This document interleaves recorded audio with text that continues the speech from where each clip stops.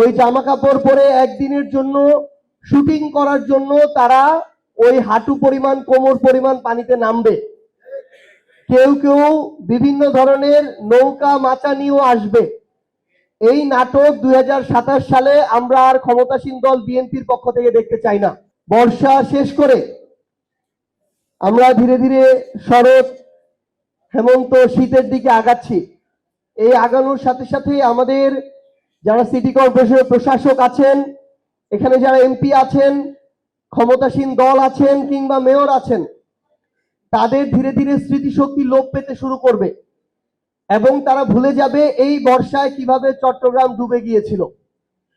আবার যখন আগামীতে বর্ষা আসবে তখন তারা ওই জামা কাপড় পরে একদিনের জন্য শুটিং করার জন্য তারা ওই হাঁটু পরিমাণ কোমর পরিমাণ পানিতে নামবে। কেউ কেউ বিভিন্ন ধরনের নৌকা মাচা নিয়েও আসবে। এই নাটক 2027 সালে আমরা আর ক্ষমতাসীন দল বিএনপির পক্ষ থেকে দেখতে চাই না। এই নাটক আমরা এই চট্টগ্রামের মেয়র প্রশাসক কিংবা এমপিদের থেকে আর দেখতে চাই না। আপনাদের হাতে 1 বছরের মতো সময় রয়েছে। আমরা বিএনপি সরকারকে আহ্বান জানাবো, যেই নগরকে বাংলাদেশের বাণিজ্যিক রাজধানী বলেন, বাংলাদেশের লাইফলাইন বলেন, বাংলাদেশের দ্বিতীয় রাজধানী বলেন, যেখান থেকে বাংলাদেশের অর্থনীতি পরিচালিত হয়, সেই নগরকে যদি আপনারা শুধুমাত্র লোক দেখানোর স্বার্থে সেই নগরের সেবক হয়ে উঠেন, তাহলে ওই সেবকের চট্টগ্রামবাসীর আর দরকার নাই।